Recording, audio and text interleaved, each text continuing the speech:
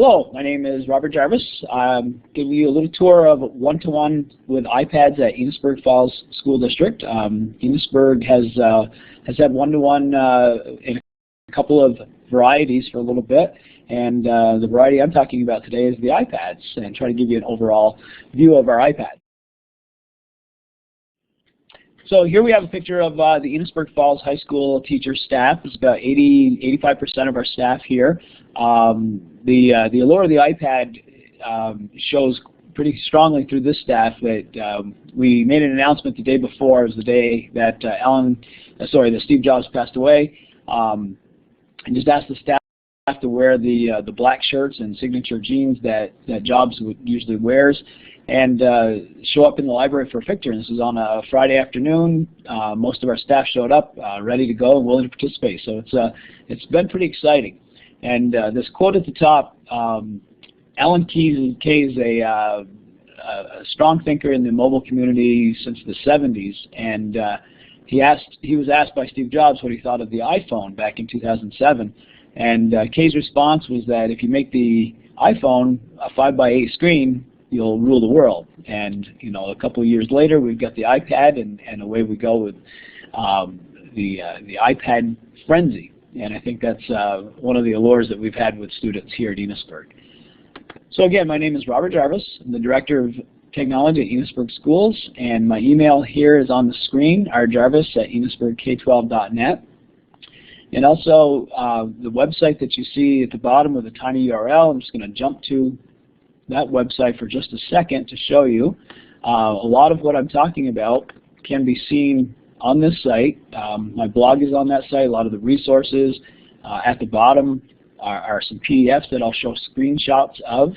And again, my contact info if you ever need to get a hold of me. But this is a good resource to jump off and get more resources regarding iPads, and particularly how we're using them at Enosberg.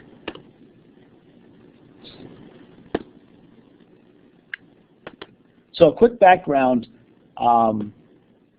In Enosberg and in Franklin Northeast Supervisory Union, we've been using netbooks and iPads in one-to-one situations since 2009. The Enosberg Middle School began with 100 netbooks a couple of years ago, quickly developed some management styles around those netbooks that we use today. In 2010, Bakersfield and Berkshire got on board with one-to-ones using iPads, something that I was directly connected with. And actually, Enosberg High School at the same time went with netbooks for their freshmen. Enosberg was looking at, last year in 2010, was looking at going with iPads, but the cost difference between netbooks and iPads is just a little bit too high. So the following year, the school board actually made a decision to go with the iPads, and instead of doing a grade-by-grade rollout, which we had planned, it really was a board decision to say, let's do this all the way through the high school and include the 5th grade at the elementary school. So our high school has about 440, 450 iPads in it, and the elementary school has about 60 iPads at the 5th grade level. So a pretty significant jump that the school board made, the commitment that they made, and we've been kind of treading waters, trying to stay ahead of the game, but I think it's a pretty exciting endeavor, and we've learned an awful lot about it in the last 9 to 12 months. So the iPad workflow is the first thing I want to briefly talk about, and this is the thing that people get right away get concerned about in education is how are we getting information from the teacher to the student. In a traditional workflow, students might get an assignment to do a research paper, do some kind of report, and they'd go to the web. They'd go to Firefox or Explorer and get some research. They might print that research. I don't know about your schools, but we've had an awful lot of printouts right from web pages, and kids will just print that information off like it's theirs. And then they may come back to a word processor, which is typically a menu-driven application like Word, and then off to the teacher it goes, either print and sometimes emailed in. And oftentimes you'll see this kind of thing from the teacher, where they're marking up the paper and handing it back, and there's your traditional red ink paper. In an iPad workflow, it's very different. The student really becomes centered in the iPad because of the flexibility of the apps. There's very little direct flow of information. It's often jumping between apps and back and forth between a student-teacher, between students and students, and a lot of collaboration. You can see some of the things here to the right of the teacher, for instance, is Goodreader. This is a pretty popular app for our teachers, for students to go into handouts that the teacher has and mark them up, add to them. They might bring them into Google Docs, so they can actually jump from Goodreader to Google Docs, so there's a nice workflow there. A lot of students actually are taking notes, and they can copy those notes back to Google Docs. Many students are into music, and I don't have a picture of iMovie on here, but a lot of students are into iMovie, so they might use GarageBand to record something. They can actually use Blogger to blog that out, communicate with their fellow students. And down here is the email app, and that's a pretty common app for our students. They do an awful lot of emailing of information back and forth. But I think the general idea is that an iPad workflow is not a direct connection between the teacher and the student. It's a very interactive connection between students and teachers and students. And we've seen students using the iPads in such a variety of ways that there really is no linear connection. So quite a different workflow altogether. For our teachers, we did a number of professional developments at the beginning of the year, and teachers were required to very minimally to substitute. And what we did was we modeled this off from Ruben Fuentedera's SAMR model of substitution, augmentation, modification, and redefinition. And substitution being that very basic level of taking paper information and turning it into digital. So I mentioned before the Goodreader example, where teachers are giving students their notes, so students can write their own notes on top of the teacher's handouts. So that's been the most common thing, where teachers are going to the copier and they're scanning their images in, scanning their worksheets in, they're scanning their notes in, and they're emailing those to students, or they're making those available to students on websites. We committed about 4.5 days of professional development this August and September. During the summer, there were 3 optional workshop days that teachers attended.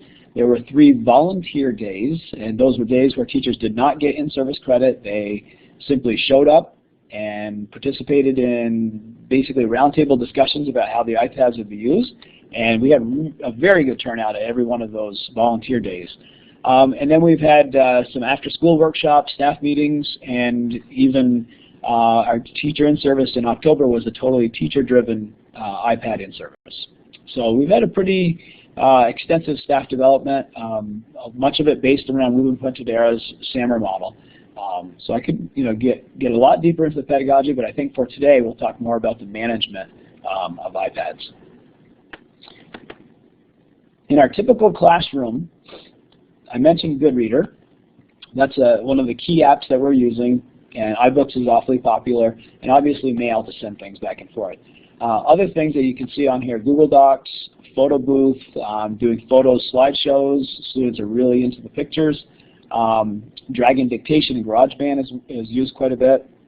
We use eClicker for student response, and there are a few game-like things on here that the students are flocking to, things like Words with Friends and Simple Physics, that are actually pretty educational, and kids are still getting into it, and it's hard to believe that something like Words with Friends is a hit when kids are really playing Scrabble and working with vocab words.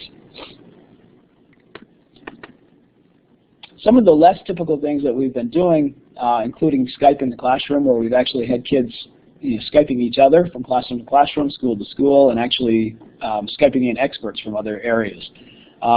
We've gotten more and more into the multimedia stuff, so a lot of, as the year's gone on, a lot of iMovie, Show Me Interactive Whiteboard, and most recently VoiceThread, doing more and more multimedia stuff. Collaborative documents and projects. We've had some issues with Google Docs. Pretty popular that iPads and Google Docs aren't really smooth, but it's gotten a lot better. The Google Doc piece is working okay. The collaboration piece is sometimes causing issues, but we've learned that things like spreadsheets and tables work a lot better than plain documents. More and more blogging is happening. Online voting, we've had a couple of pretty popular instances where teachers have run class elections using the iPads. They've done the freshman king and queen voting using the iPad. So pretty exciting things that are really engaging students in multiple ways. So back to the one-to-one and what it means. One of the first things that we have to look at is how the teacher responsibilities have changed. What we did was over the summertime we put together some protocols and management, and like I said before, much of it was based off from what we learned with the middle school netbooks in their one-to-one situation. So I'll have the protocols and management on the next screen. I'll talk about that in just a little bit. But we started out the year with carts, and we had about 12 cart locations and charging locations. Students weren't quite ready to take the iPads home on day one. So we had the carts set up, and we had teachers responsible for those carts. And I can show you pictures of those in a little bit. From the classroom management side of things, let me just scan down here a little bit. There were an awful lot of questions about if something was a distraction in the classroom, is it a technical distraction or is it a classroom management issue? And a lot of them really were classroom management things. It's no different than whether a student wants to have a water bottle or a hat in the classroom or a cell phone. Now they've got the iPad, and are they using the iPad as a tool or is the iPad a distraction? And we really needed to work with teachers on the fact that just because it's technology doesn't mean that it takes away from their own classroom management abilities. So we gave teachers the options of taking iPads away for classes, removing privileges, so students have the privilege to take them home, but teachers could rescind that privilege. We also told teachers they could take apps off, so if kids were playing Words with Friends or Skyping, they could actually delete those apps right from the iPad, and the student would not be able to put the apps back on. And then finally, the expectation was that the iPads were used routinely in the classroom. And what we've seen is that the freshman and sophomore classrooms were pretty heavily iPad used right from the beginning, and it took a little bit longer for the juniors, and now the seniors, I actually have seniors that at the beginning of the year weren't using iPads and then would come to me in December and say, yeah, I really need my iPad now and I need to sign the paperwork to get my iPad. So they are pretty routinely used in the classroom. From science and math classrooms to English, social studies, even in PE we have a lot of iPad use. So this is a picture of the management protocols piece. Really want to just pay attention to the levels. I mean, we talked a lot about the situations up above, but the levels are really what's important. We have 3 different levels. Students who are at a level 3 are bringing their iPads home. They can bring them home if they bring them back, if they keep them charged, and if they keep them protected, their screen protectors on, no visible damage. So most students are at a level 3. About 85% of our students are at a level 3. A level 2 is iPad use where they aren't allowed to take them home yet for whatever reason. There are a number of reasons for that. Typically it's they're not charged or they didn't bring them back for a couple of days. So they have to return them. And right now, at this time of the year, we're about 2/3 of the way through. We're mostly keeping them either in my office or in the library. And then we also have a level 1, and we do have 3 or 4 students at a level 1 where they have lost iPad privileges. They can use a netbook, but they only have to use that netbook in the classroom. And typically this has been kids that are constantly playing games or not on task, and they've had to have the iPad removed. So these are our levels, and this is really the structure of management for teachers, for students, and when we talk about responsibility, we really go back to these levels quite a bit. Students know this. They know that if they want to take their iPad home, they have to maintain a level 3.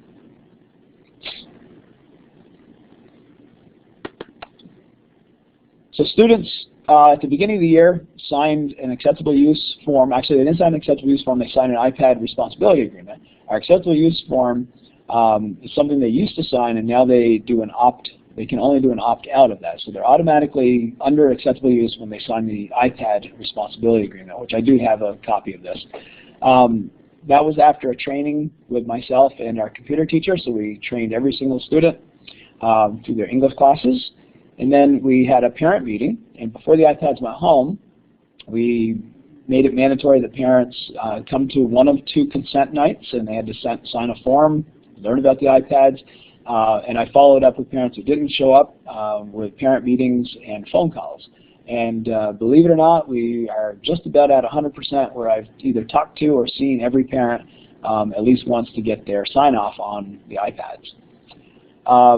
Students are also tracked by teachers. There's a teacher feedback form that's a shared Google Doc where teachers can go in and leave comments. So maybe Jimmy did something in period 1, and the period 2 teacher can go in and see, that they were off task in period 1 and they're also off task in period 2, or the iPad wasn't there for one of the classrooms, and we can all see those comments.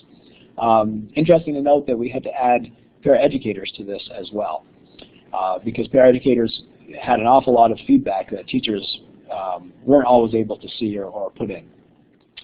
We're also able to track iPads using the Mobile Me Find My iPhone using iCloud. So that's another way that we can message students. We can lock iPads down. We can put a tone on iPads, which has been very helpful if students forget them somewhere. So just a few things for students' responsibility and expectations.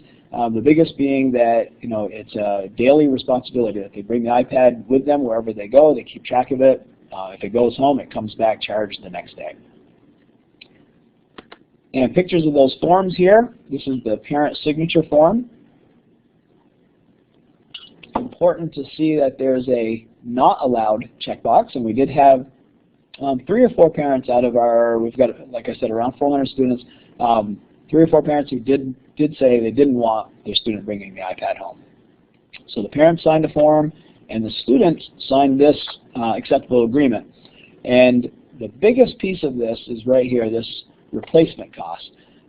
We have had one incident this year where a student has had to replace the entire $500 device because of a behavioral issue where he damaged the device beyond repair. And we've had a few other issues. I think we've gotten 6 other ones where we've had students pay for screen replacement, which is around $50. But students are responsible if it's their own neglect and their own issue that caused the damage. We have not had any that were stolen or lost, but we have had a few screen breaks. There's just descriptions of what the students are doing. For right now, the students are not syncing with their own iTunes accounts, and I'll address that a little bit later on. And then another piece of this is the backup piece that has come up a few times. By and large, the iPads are very good about tracking data, keeping data, but we have had 2 or 3 situations where students have lost information. And it's like the age-old thing, if it's that important, they should be backed up. And a lot of students are doing a good job using Google Docs and email to back things up. The question of insurance has come up quite a bit. I know parents asked this question right away at the beginning, and actually the school board had me investigate.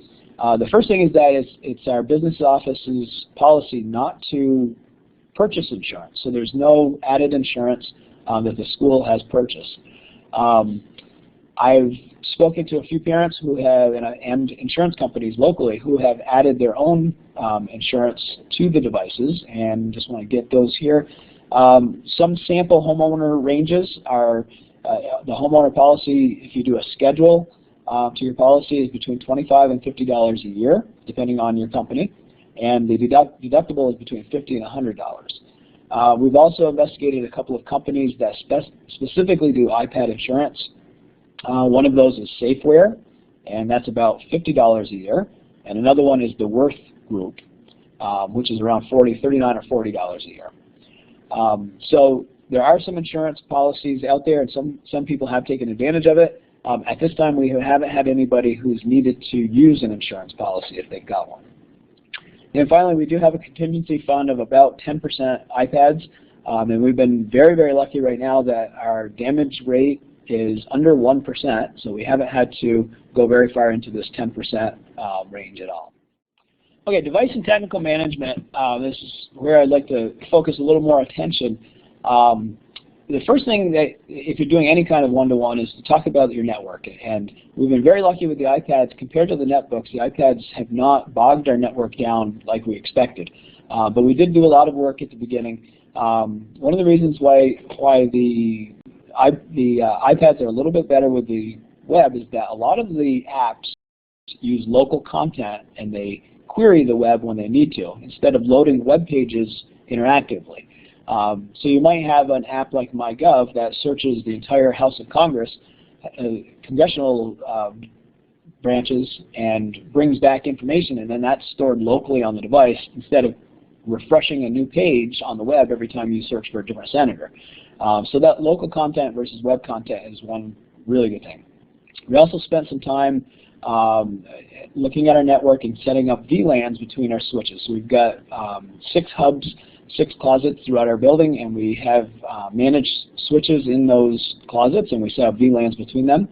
And we also set up a managed wireless, and we have the iPads on their own VLAN, and we have our netbooks on another, and then we have wired devices on a third. So we're able to separate out our traffic in that regard. We did have to put up some access points. This was an interesting one when we got all of the students together in the auditorium and then another group of students in the cafeteria. We had half of our student body in one place, and we didn't realize it, but they were all on one access point. So we had about 200 students on one access point, which is a lot too many. And we realized pretty quickly that we needed a couple more access points in the auditorium and the cafeteria. And in all, we put in 4 additional access points. But that's one thing to consider is how many devices will you have in one area.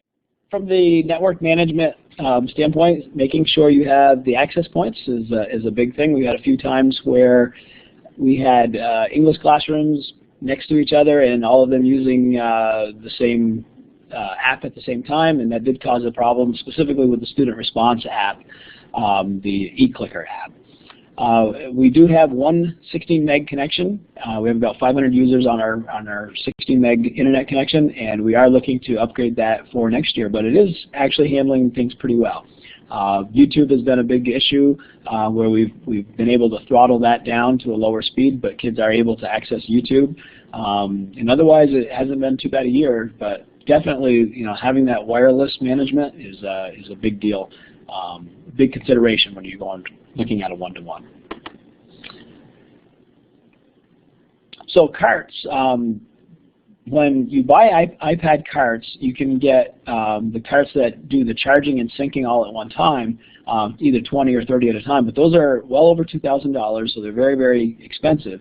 We did buy 4 of those carts, mostly for security and charging or syncing reasons, and we have to realize that you can't really sync them all 30 at a time. So it's not as easy as plugging them in and having them go automatically. Even though that's improved with iOS 5, it's still fairly manual to get everything syncing when you plug it in.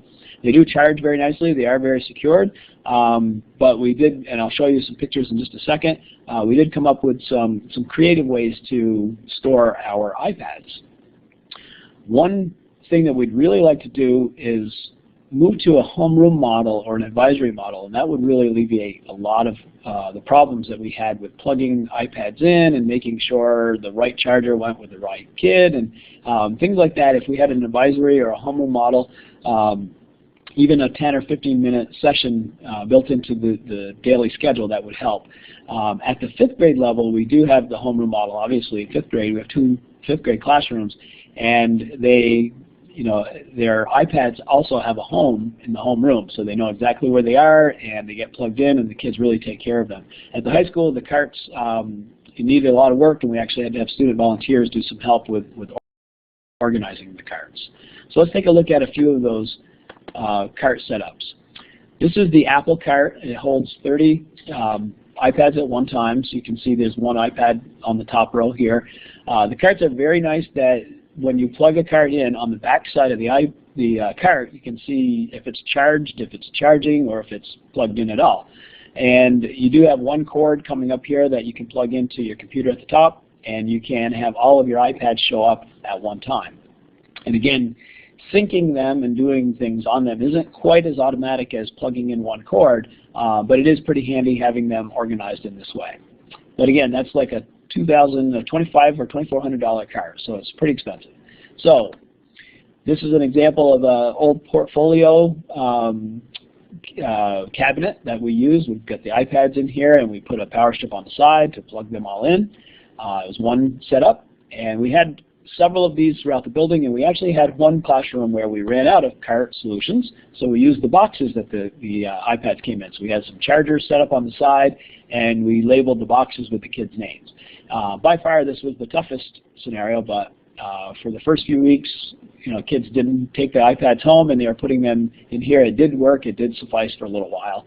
And what we found was an ownership thing, where kids were actually leaving notes that said, make sure you put your iPad in the right slot, according to Frank. So kids were really getting into this and leaving notes and saying, you plugged my charger into your iPad, or you took my, unplugged my iPad, kind of thing.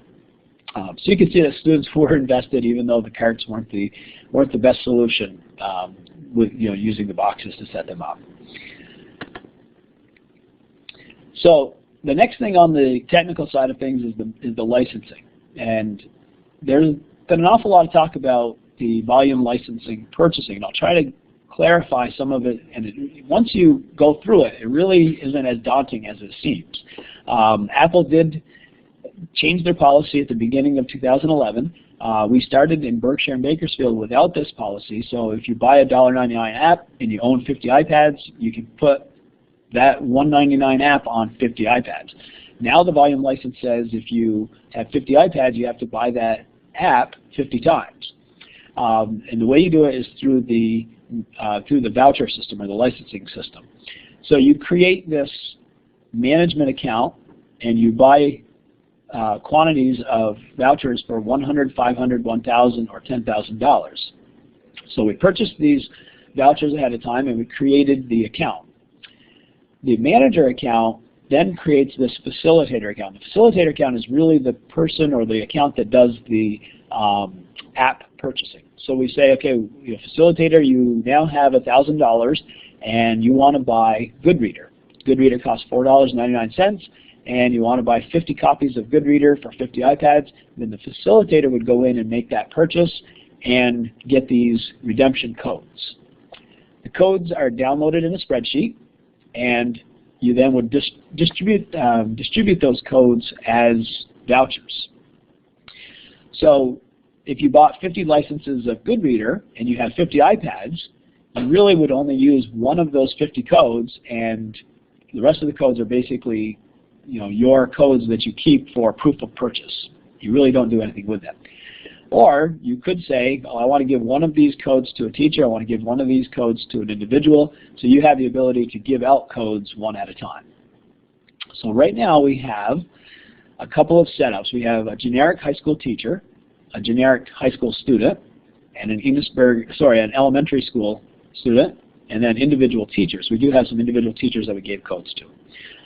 The individual teachers, it's a policy that, not really a policy, it's a procedure that we did at the beginning of the year that we aren't going to do any longer, and that would be we send a code to a teacher, and they could use their own iTunes account to install that app. So we don't do that any longer, but we do ask the teachers to install apps using the generic teacher account. The generic teacher account allows us to continue owning the app. Once you allow somebody to install with their own code, then they would own the app. And I'll talk a little bit more about installing these apps at the end of this, because we do have another addition to doing this management licensing piece. But I do want to sum up. The facilitator account is created to redeem these vouchers, and each time you redeem them, you get a spreadsheet that allows you to track those codes. And what we did was we took those spreadsheets, and for every app we purchased, we put it into a shared spreadsheet, a Google Docs shared spreadsheet, so the administrators can see where their money is going. So if special ed purchased one of these vouchers, then on the spreadsheet we identify special ed to track that. Or if it was purchased by the science department is on that shared spreadsheet. So at any time the administration can go in and see how our vouchers have been spent, what apps we've purchased, and which department really owns those purchases.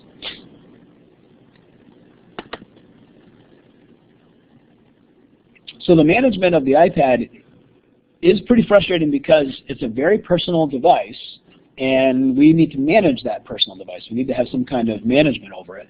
It works really well for a home user to grab an iPad and plug it into their computer, and away they go with their own stuff. But when you look at a school system and trying to track and manage all of these things, it's not so easy. So here's some of the things that we did. First thing was we used the Find My iPad Mobile Me management, and we started off the school year with all iPads under one account.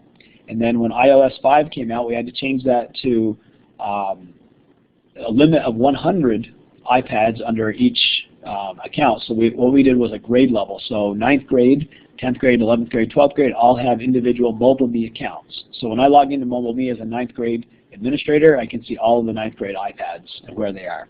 Very nice system. It's been used a ton for students who might leave an iPad behind in a classroom and then they think it's been stolen, and I'll go into Mobile Me and I'll ping it, and when I ping it, it plays a tone, and within a couple of seconds the teacher who has the iPad will buzz me. We've actually had kids who forgot they put their iPad in their locker, and I'll ping it and we'll walk down the hall and we'll be able to hear the iPad going off in the locker. The only time it doesn't work is if the iPad is not charged or it's offline. But as soon as it comes online, it'll have a message on it and it'll play that tone. The next thing we've done is the iPhone configuration utility, and we create what are called profiles. Profiles allow us to limit certain things. So we could lock Safari, for instance, or we could lock, in our case, we lock the App Store, so kids are not able to install applications because they don't have the app profile. One of the problems that we had was because we locked, using this profile, we locked kids from installing apps. It also kept us from updating apps. So apps would come out with an update, and the kids would go ahead and see that update and click it, but they weren't allowed to actually do any updating. It would just stay there and say, you've got an update here. So we did have to do some manual stuff to get the updating working. And so we brought the iPads back in. We had to take the profile off, do the updates. So it's a little bit laborious at the moment, but again I'll talk about mobile management a little bit more in just a second. So straight out of the box, iPhone configuration utility is pretty useful, but we do have to look at the limitations of locking things down. So what exactly are you doing when you're locking things down? So this management software I'll talk about a little bit later on, but that's one of the promises that we've decided to invest in. And then again, iOS 5, it has been pretty nice, especially at elementary school where things are not locked down, because with iOS 5 we can do one purchase on one iPad and we can have all of them synced at one time without plugging them in. So that's a really nice feature to use. And then Lion Server with our mobile management, I'll talk about that. Like I said, we do have a Lion Server set up, and there are some things that you can do with Lion Server without doing the actual management software piece. But we've decided to skip. We did set up the Lion Server, and we decided to skip right into the management piece for a couple of obvious reasons, which I'll get to very shortly. Final thing about technical management is the actual physical condition of these things. We bought these cases from Case Crown called Royal Standby, and we purchased them specifically because the edges were completely covered. Every corner is covered. A lot of cases that you buy have the corners exposed, which is the most dangerous spot for the iPad to break. So these from Case Crown, they're fairly durable for adults and for 5th graders, but for high schoolers they're not so durable. They do tear apart after a while. Kids pick away at the corners and they do rip them. And it's one of the things that students have to do is they have to buy a new case if they rip their cases. But it is a nice, it keeps it grippable, it doesn't slip out of your hands, and it is a fairly protective case. It doesn't provide like shock absorbing qualities, but it is pretty nice, and it does provide a lot of protection. And then the other thing is screen protectors. These are a must.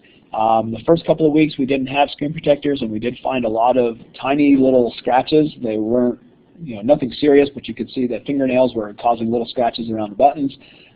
Put the screen protectors on, and they've done a really nice job. The anti-glare is good, and actually it's pretty nice to have the touch of the screen protector is better than the actual glass, because your finger doesn't get stuck as easily. The glass kind of, if it's a little moist, it kind of sticks a little. So it's the screen protectors have been pretty nice, at least in my opinion. Putting screen protectors on, some students are really good at it, some students are horrible at it. We found that working with a teacher, students can do a pretty good job of putting this on, and it is a patient two-person job for sure. So next steps, two big things that I want to touch on before I finish up here. The first is the textbooks. We mentioned that teachers were at that SAMR level of creating digital versions of their handouts. The next step is to create textbooks. One of our policies has been to save paper and to not buy textbooks. So no new textbooks, paper textbooks will be purchased. So we have an opportunity for teachers this summer to do some textbook creation.